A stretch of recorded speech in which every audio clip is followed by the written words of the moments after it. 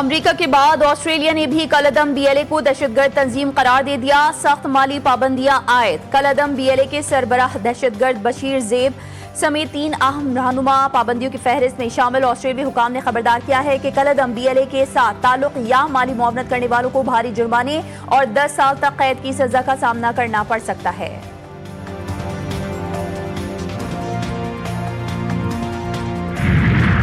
امریکہ کو ایران سے آج جواب موصول ہونے کی توقع، ابھی تک کوئی جواب موصول نہیں ہوا۔ امید ہے کہ ایران سنجیدہ مذاکرات کے عمل کی طرف جائے گا۔ امریکی وزیر خارجہ مارکو روبیو کی گفتگو، کہا کہ گزشتہ رات ایران پر کیے گئے حملے آپریشن ایپک فیوری کا حصہ نہیں تھے، اگر حملے کیے گئے تو ہم جواب دیں گے۔ ایران بین الاقوامی سمندر کو کنٹرول نہیں کر سکتا۔ جب سفارتی حل کا موقع آتا ہے، امریکہ فوجی مہم جوئی کا راستہ اپناتا ہے۔ واشنگٹن سفارتی حل کے بجائے ہمیشہ غیر ذمہ دارانہ عسکری مہم جوئی کو ترجیح دیتا ہے۔ ایرانی وزیر خارجہ کے آبنائے ہرمز پر امریکی اقدامات کی شدید مذمت، 2 ٹوک الفاظ میں واضح کیا کہ ایرانی عوام کبھی دباؤ کے سامنے نہیں جھکیں گے۔ متحدہ عرب امارات سے مخصوص پاکستانیوں کی بے دخلی کی خبریں پروپیگنڈا قرار۔ وزارت داخلہ نے 2 ٹوک الفاظ میں واضح کر دیا کہ کسی ملک یا فرقے کے خلاف مخصوص ڈیپورٹیشن مہم نہیں چل رہی۔ بے دخلی صرف قوانین کی خلاف ورزی پر ہوتی ہے۔ پاکستانی شہری بدستور امارات اور دیگر دوست ممالک میں ورک ویزا حاصل کر رہے ہیں۔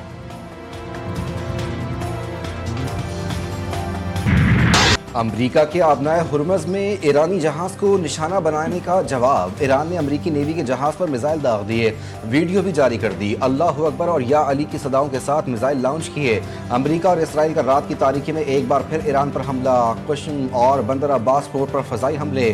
ایران کی جوابی کارروائیاں جاری۔ امریکی صدر کا آبنائے ہرمز میں ایرانی حملہ ناکام بنانے کا دعویٰ، کہا ایرانی حملوں کے باوجود امریکی بحریہ کے 3 جنگی ڈسٹرائر آبنائے ہرمز عبور کر گئے۔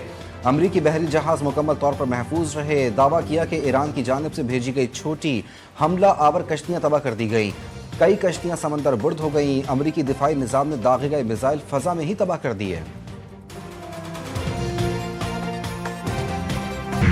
سلامتی کونسل میں ایران مخالف امریکی قرارداد کو روس نے مسترد کر دیا۔ روسی مندوب نے کہا کہ سلامتی کونسل میں قرارداد واشنگٹن کی ایک اور غیر متوازن اور اشتعال انگیز کوشش ہے۔ امریکہ نے بحرین، سعودی عرب، یو اے ای، کویت اور قطر کی حمایت یافتہ قرارداد پیش کی گئی تھی، جس میں ایران سے آبنائے ہرمز میں حملے روکنے اور ٹول ختم کرنے کا مطالبہ تھا۔ ایران سے جنگ بندی اب بھی برقرار، مذاکرات جاری ہیں، معاہدہ کسی بھی دن ہو سکتا ہے۔ امریکی حملوں کے بعد ٹرمپ کا اہم بیان، کہا اگر تہران امن معاہدے پر دستخط کرتا ہے تو مزید کشیدگی سے بچا جا سکتا ہے۔ امریکی افواج نے ایران کی جانب سے حملوں کے جواب میں دفاعی کارروائیاں کرتے ہوئے ایرانی فوجی تنصیبات کو نشانہ بنایا۔ امریکی حملے کامیاب رہے، جن میں ایران کے میزائل مراکز، کمانڈ سینٹرز اور دیگر عسکری انفراسٹرکچر کو نقصان پہنچا۔ امریکہ خطے میں استحکام چاہتا ہے، لیکن امریکی افواج اور مفادات پر حملے برداشت نہیں کیے جائیں گے۔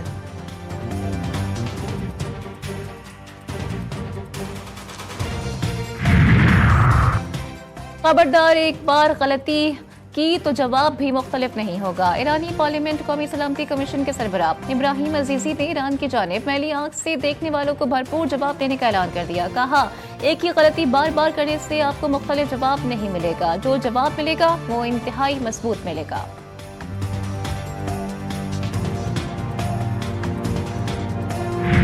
چین کا حالیہ صورتحال میں متاثر ہونے والے جہازوں کے معاملے پر تشویش۔ ترجمان چینی وزارت خارجہ کا کہنا ہے کہ حملے کا نشانہ بننے والے ٹینکر پر چینی عملہ موجود ہے۔ ٹینکر پر موجود چینی عملے کے جانی نقصان سے متعلق کوئی اطلاع نہیں۔ چینی ٹینکر 4 مئی کو متحدہ عرب امارات کے ساحل پر خلیج میں حملے کا نشانہ بنا تھا۔ امریکی کانگریس میں پاکستان کے حق میں بڑی قرارداد، قیام امن کی کوششوں کی تعریف، پاکستان کو غیر جانبدار اور قابل اعتماد ثالث قرار دیا گیا۔ قرارداد کے متن میں کہا گیا کہ تباہ کن جنگ کے دوران پاکستان کا کردار کلیدی رہا۔ کانگریس رکن آل گرین نے قرارداد میں پاکستان کے سفارتی کردار کو سراہا۔ پاکستان نے جانی اور مالی نقصان روکنے کے لیے بہترین سہولت کاری فراہم کی، سفارتی وفود کی میزبانی کے لیے شہروں کی بندش جیسی مشکلات برداشت کی۔ قرارداد کا متن۔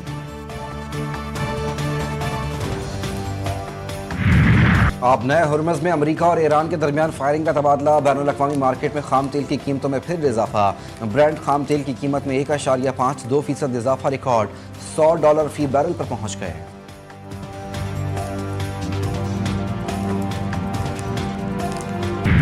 नायब वज़ीर आज़म इसहाक डार का सिंगापुर के वज़ीर ख़ारजा से टेलीफोनिक राबता। अमरीकी तहवील में लिए गए जहाज़ों पर मौजूद पाकिस्तानी और ईरानी मल्लाहों की बाहिफाजत वापसी पर गुफ्तगू।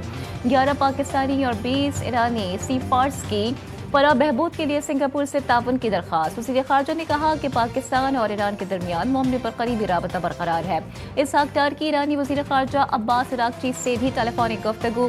ईरानी शहरियों की पाकिस्तान के रास्ते वतन वापसी में ताउन की यकीन दहानी करवाई।